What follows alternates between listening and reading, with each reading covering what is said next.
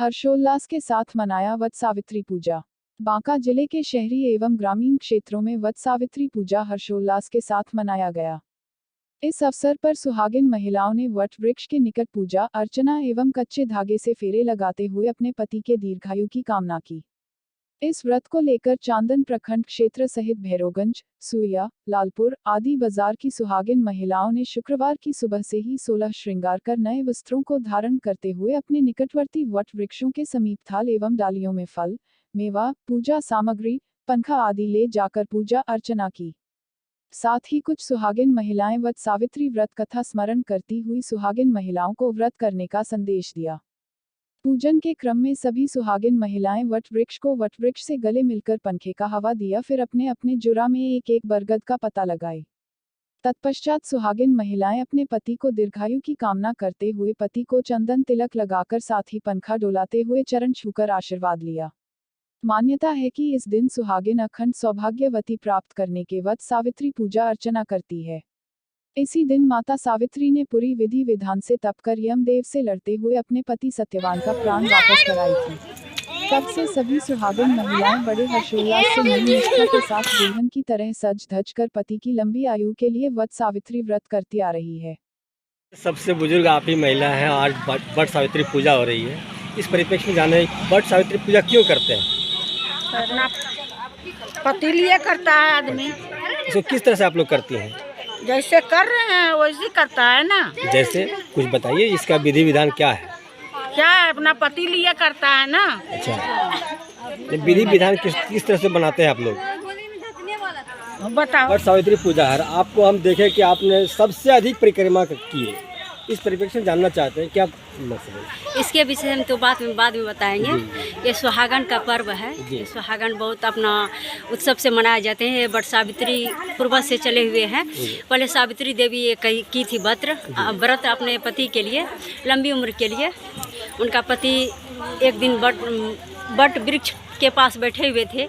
उनका पति शांत हो गए। शांत होने के बाद वो अपना घर आए। घर आने के बाद अपना ध्यान करने लगे, ऐसा मैं क्या किया जो कि मेरा पति आज ऐसा हो गए। आज वट सावित्री का व्रत था।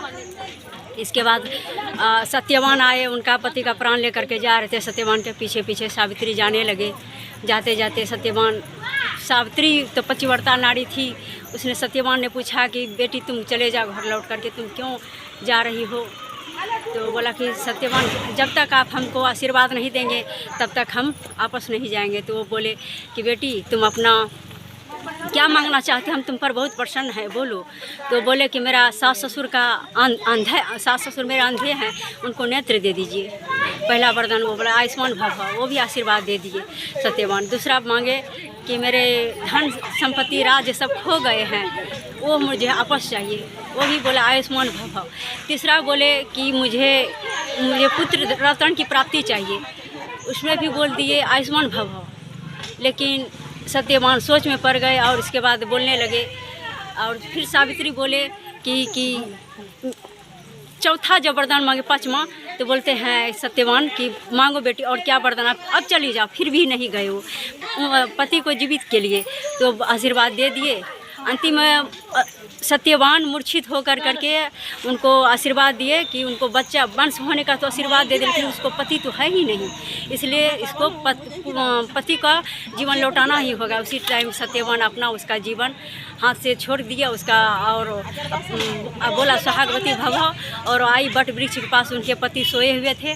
जान आने के बाद वट सावित्री के व्रत उसी दिन से वो करने लगी। उपवास कर करके पूजा ध्यान फल फ्रूट सुहाग का सामान ले करके वट सावित्री का व्रत किए। व्रत करने के बाद वो अपना पति को लेकर के धीरे धीरे में जीवन आ करके अपना प्रणाम कर करके वट सावित्री पूजा कर करके अपना घर आने। उसी टाइम व्रत मनाने लगे, क्योंकि सावित्री ये पूर्व से चलाए हुए हैं। और देखिए कि सुहाग के लिए लंबी उम्र के, जब सावित्री अपना पति से प्राण छीन सकती है, हर सुहागन अपना पति का प्राण किसी से भी अपना कर्तव्य से छीन सकती है।